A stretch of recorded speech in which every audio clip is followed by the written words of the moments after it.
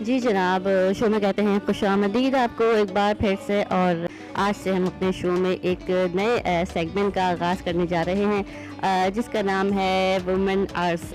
इस सेगमेंट में हम आपको मुख्तलिफ शोबा है ज़िंदगी से ताल्लुक़ रखने वाली उन ख़वातीन से मिलवाएंगे, बातचीत करवाएंगे जिन्होंने बहुत मेहनत करके, बहुत जद्दोजहद करके एक आला मकाम हासिल किया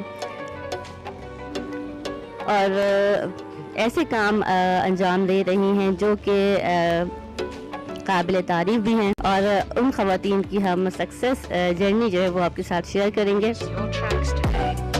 आज हमारे साथ जो लविंग पर्सनालिटी मौजूद हैं, एन सहर राशिद खिलजी साहिबा हमारे साथ हैं। शो में आपको कहती हूँ खुशामदीद, अस्सलाम वालेकुम। जी, मैं बहुत शुक्रगुज़ार हूँ FM 101 की कि उन्होंने प्रोग्राम में मुझे मदऊ किया। और मैं रिजवाना की भी बहुत शुक्रगुज़ार हूँ कि उन्होंने मुझे अपने प्रोग्राम में बुलाया। जी सहर साहिबा, आपका भी बेहद शुक्रिया कि आप अपना कीमती वक्त निकाल कर यहाँ तशरीफ़ लाईं। बहुत शुक्रिया आपका।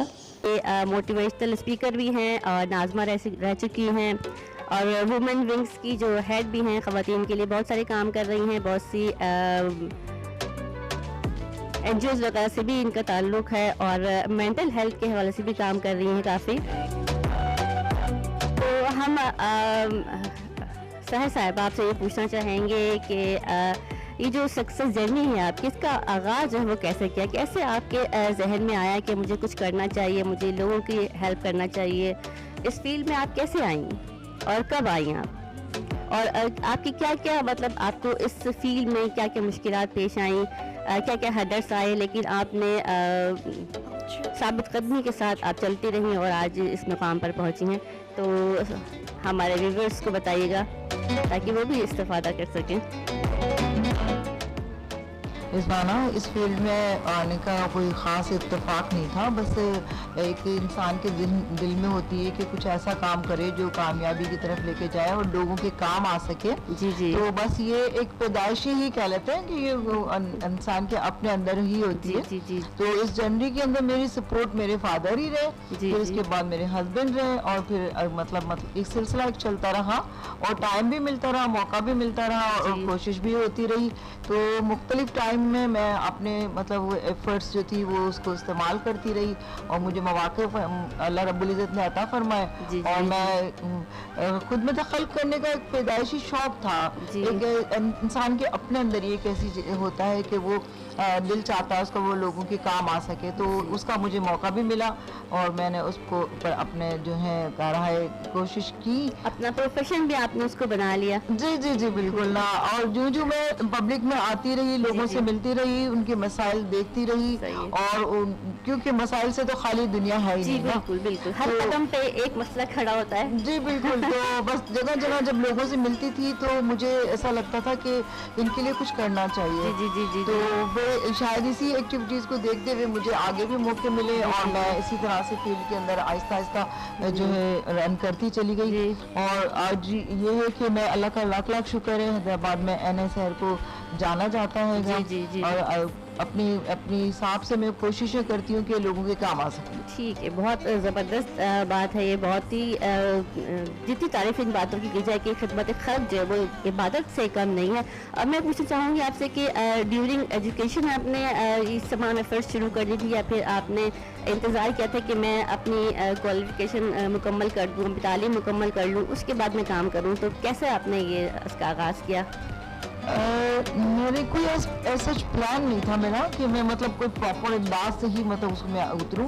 बस वो कहा ना कि एक अंदर से इंसान के अंदर होती है। तो लोगों को परेशानी में देख के तो मैं उनके काम आने की कोशिश करती थी कि अगर किसी को कोई मसला है तो बचपन में ऐसी छोटी छोटी सी एक्टिविटीज़ से कोई बंदा गिर गया है या उसको कोई मसाइल पेश आ रहे हैं तो उसकी हेल्प कर देनी। तो ये टाइम बाई टाइम बढ़ता चला गया सिलसिला। और फिर उसके बाद मैंने अपनी एजुकेशन भी कंप्लीट की और एजुकेशन के हवाले से मैं आपको अपना बताती चलूँ कि मैंने हैदराबाद से ही अपनी कंप्लीट एजुकेशन की है और मैंने हैदराबाद से जो है अपना मैट्रिक किया और यहीं से फिर मैंने कॉलेज ज़ुबैदा कॉलेज से मैंने अपना जो है FSC किया, फिर उसके बाद मैंने सिंध यूनिवर्सिटी से मास्टर किया पब्लिक एडमिनिस्ट्रेशन के अंदर, और इसी दौरान के अंदर मुझे जो है हैदराबाद के अंदर जो है इलेक्शन लड़ने का मौका मिला। पब्लिक में इन हो गई, उसके बाद पब्लिक पब्लिक में इन हो गई, और फिर ये पब्लिक में इन होने का एक सिलसिला शुरू से ही रहा था कि एक बचपन में एक आदत होती थी हमारे मतलब मिलाद शरीफ पढ़ने का, तो जो उनमें लोगों से मिलने का, इंटरेक्शन होने का एक सिलसिला होता था, तो फिर उससे दीन की तरफ भी राग़िब होती रही, और फिर इस तरह से मैं मतलब लोगों से मिलती भी रही। नात गोई का भी शौक है, फिर अब भी करती हूँ माशाल्लाह से। तो अब लोगों के काम आने के लिए जो है वो खिदमत खल्क जो कहना चाहिए ना कि इंसान के अपने अंदर ही होती है। ये सब चीज़ें ना इंसान के अंदर होती हैं, सब में होती हैं, लेकिन बात यह है कि हम उसको पहचान नहीं पाते हैं और अपने अंदर से निकाल नहीं पाते हैं। और बहुत सारी ख़वातीन हैं ऐसी जो घरों में होती हैं और बहुत सारा कुछ काम करना चाहती हैं, लेकिन बात यही है ना कि वो घरों से नहीं निकलती हैं। जब घरों से निकलेंगे तो लोगों से मिलेंगे, जुलेंगे, बातचीत होगी और हम अवेयर हो सकेंगे कि हम में क्या क्या एबिलिटीज़ है और हम जो है वो क्या क्या काम कर सकती हैं। जी, मैं जब मैंने अपनी ज़िंदगी में चीज़ों को करीब से देखना शुरू किया, तो उससे मुझे अंदाज़ा हुआ कि जो है हर इंसान जो है वो टैलेंट से भरा हुआ है। बिल्कुल। और हर इंसान के अंदर एक अच्छी मतलब कोशिश और काविश होती है, लेकिन उसको बिल्कुल कुदरत ने हर एक को सलाहियतों से नवाजा हुआ है।